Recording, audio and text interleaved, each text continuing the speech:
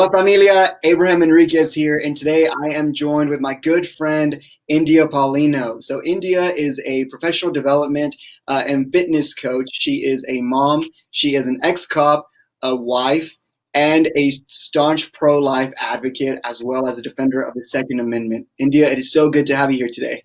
Thank you so much for having me, Abraham. It's always awesome to talk to you, and I'm excited about our chat. Yeah, absolutely. So, hey, I kind of want to get just right into it. This past several weeks, we've seen a lot of chaos be taken to the streets of America. And while I personally agree with, the freedom and the right to peacefully assemble, what I disagree with is, ruining and destroying businesses and private property in the name of social justice. What are some of your thoughts on that? I'm with you. I encourage people to speak up, use your voice to protest. One of the wonderful things about, the United States of America is that we have the First Amendment that which gives us the opportunity to be able to protest and, stand up for the things we believe in, voice our opinions. But and I always, like I said, as human beings, we want to be heard. That's just something that it will always be. We want to be heard. And we're fortunate to have that in this country because there are citizens of other countries that do not have that right. So I definitely encourage people to use that right and speak their minds, peacefully protest. But when you get into rioting, now that's a different story. And here's my thing. How can you fight or stand for justice by causing injustice?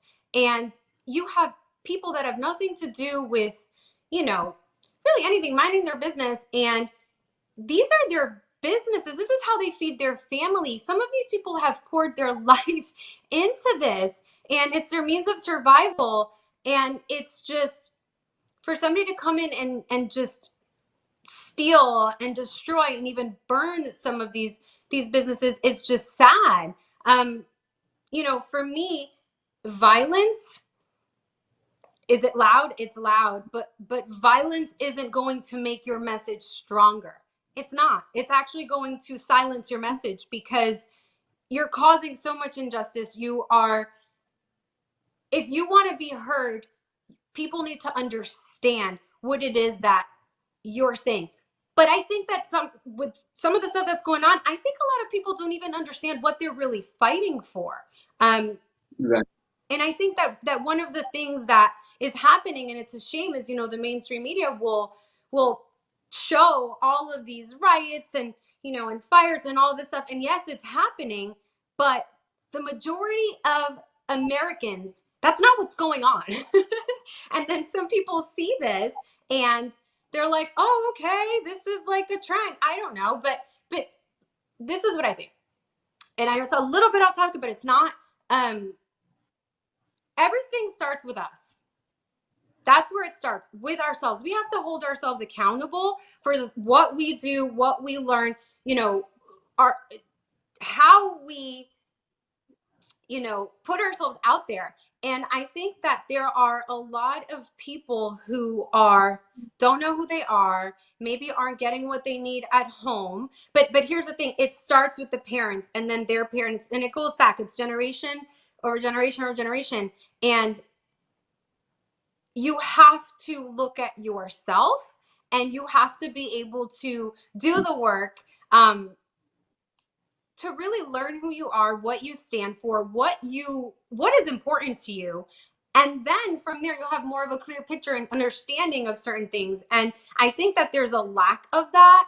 And so people want to be part of something, regardless of what it is. And I think that sometimes people lose sight of the message of what they're actually standing for, and lack of research. So I know there is a lot, but I encourage peaceful protest. I encourage it. I think that it's important for us to voice our opinions.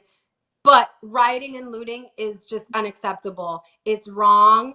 And, these people that are losing their lives, their businesses, and ruining property, that's just, I don't agree with that at all. That's not the way. No, I agree with you, India. And I think specifically for the Hispanic community, we're in a bit of a tough spot because I think a lot of members of our community want to be out there. They want to unite and they want to bring light into injustice. But B, there's members of our community who also are very blinded to see the truth. And what I think that we need to do is be very, very vocal on how injustice is found in this world, right?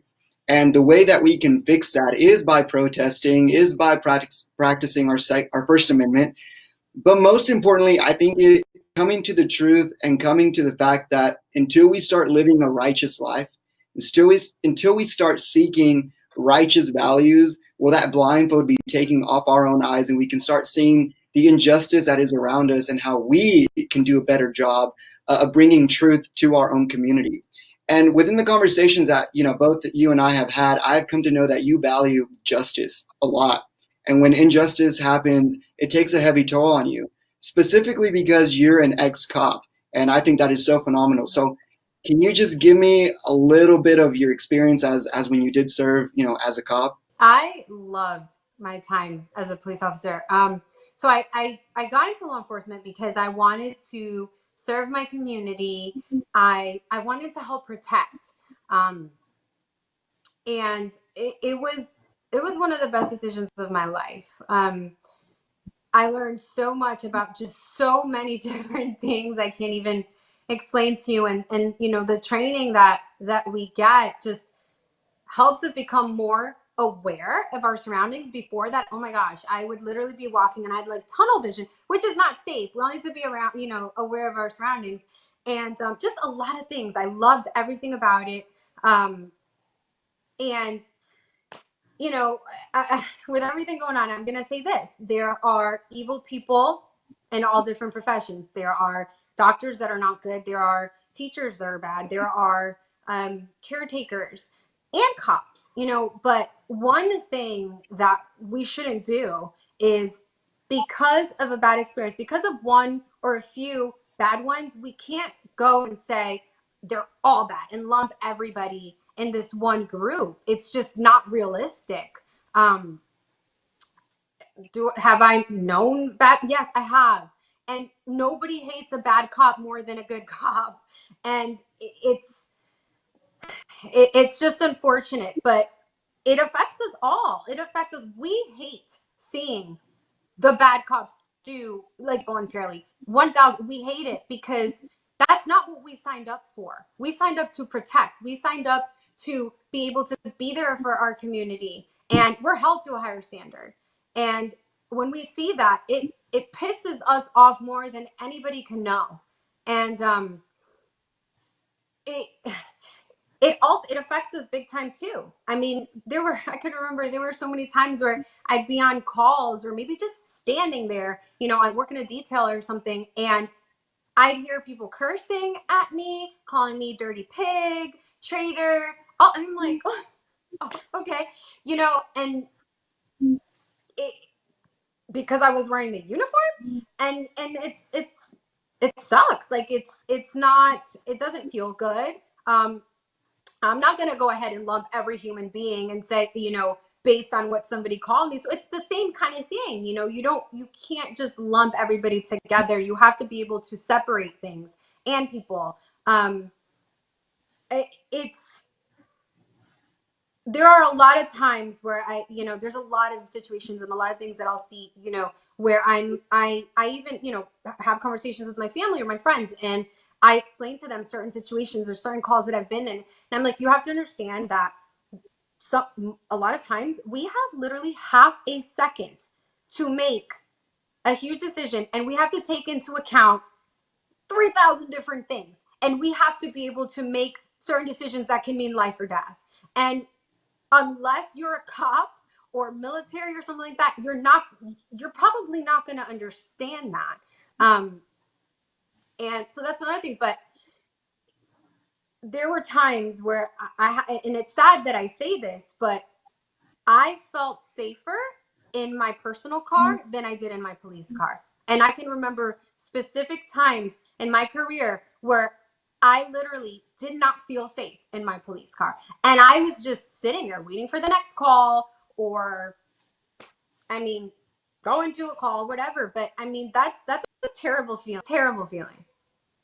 No, I agree with everything you just said, and it's so interesting to one interesting. It's important to hear people's voices and people's concerns from all different perspectives. And I've been doing a lot of thinking and researching, and I think it's really important for people to look at where police brutality is predominantly heavy in and see how that state and local government is functioning.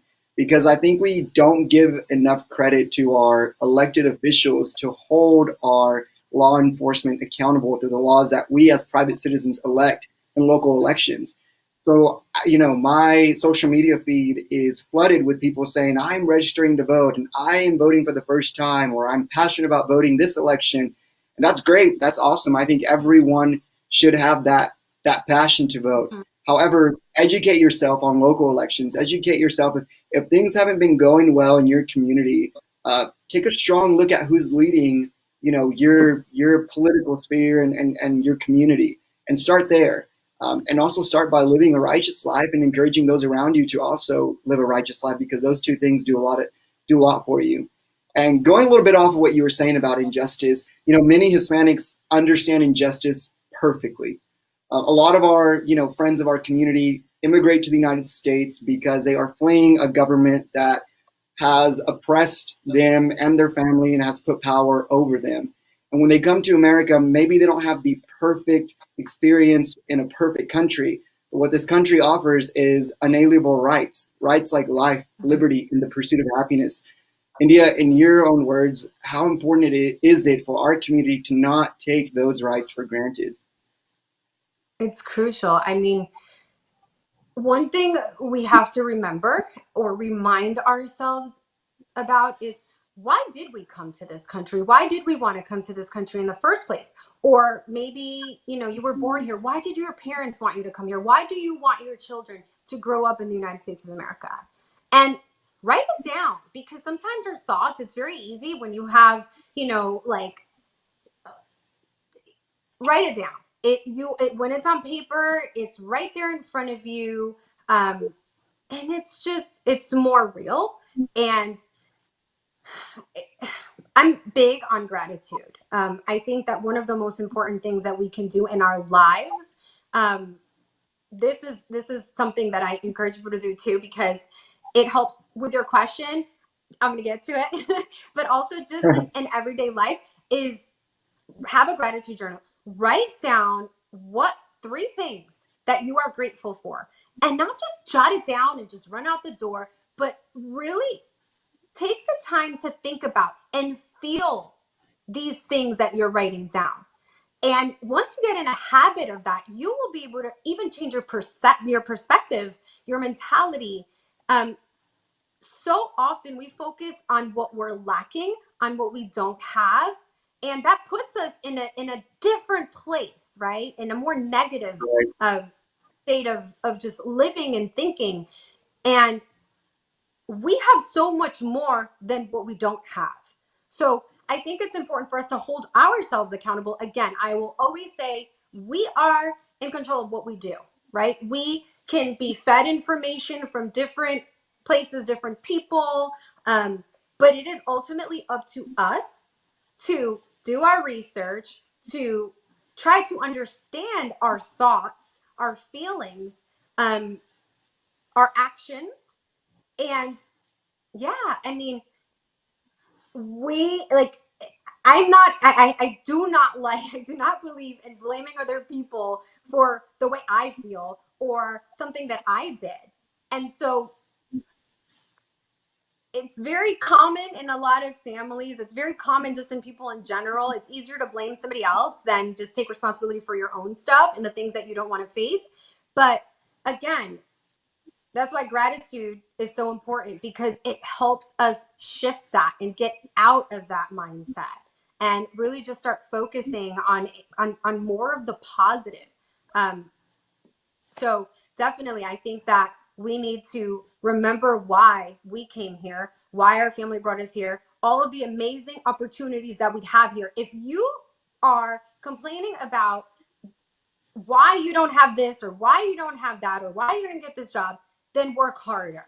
Work harder. because there are people that would love to have just even that one opportunity that you got, and you have countless opportunities to do it. So I say hold yourself accountable and be grateful and think about what you do have in this country. I have flown all over the world, competing and just speaking, and I have seen how it's amazing to me. I think that even though I know what we have here in the United States, going to, let's say, India, or, the Philippines, or even Ecuador, a lot of these, just all over the world, different countries, people don't live, most people do not live like we do. They don't have the simple things that we have, the simple things that are taken advantage of, taken for granted, I'm Right. sorry, all of the time, you know? And I mean, you go to India and literally it is just, the streets are filled. I mean, I can't even tell. It's miles and miles and miles of people sleeping and living on the streets with their kids with no food. And I have chills because they would die to be here and just have the opportunity that we have. So I don't want to hear, I don't have opportunities here. I can't do this, or, I had a bad experience. Yeah, well, you know what? That's life. We all have bad experiences. We move forward. That's what's great about it. We move forward. We either keep ourselves back and oppress ourselves, or we move forward and we push through the hard times, push through adversity. That's how we become stronger. But if we sit back and complain, or take for granted the things that we have, then we're not truly taking advantage of the amazing, wonderful, beautiful opportunities that this country gives us.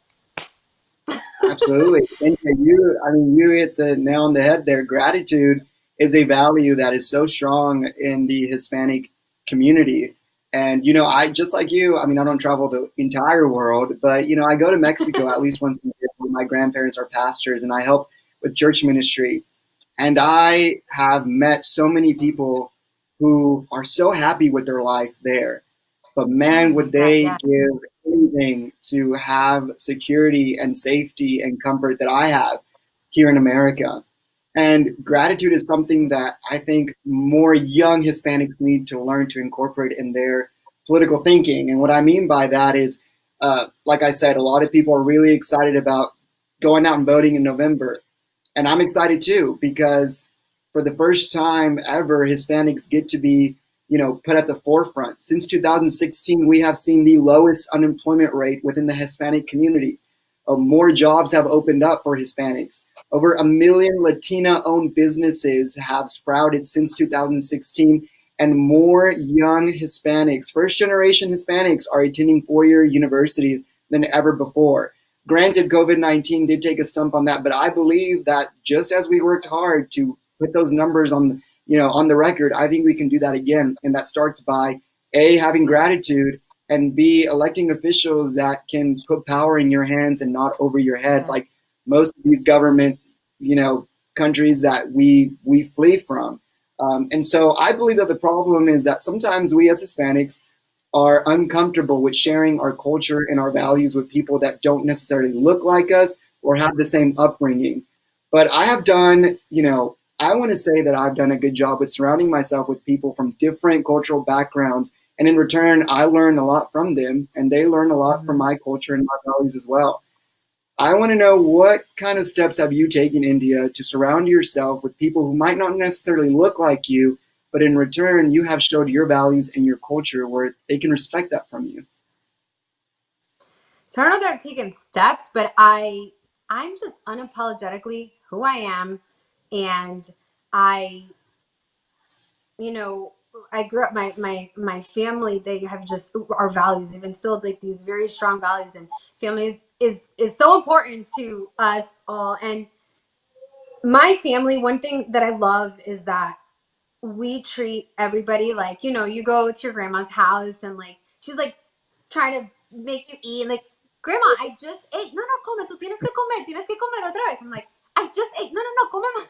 She está muy flaca. I'm like, grandma, I'm okay. But like, just like those little things that just, it's like comfy, it's like homey, it's it's part of our culture in a way. Like it's those Yeah. are the things that when you think about just make you smile, because I so many of us can relate to that. And I think that, like I said, I'm just who I am, and I am just grateful that God has given me the opportunity to really want to learn more about myself, because it wasn't always that I had this positive view on life. I went through a lot of hard times and dark times, and I was able, when I surrendered, that was the day, my gosh, my whole life changed.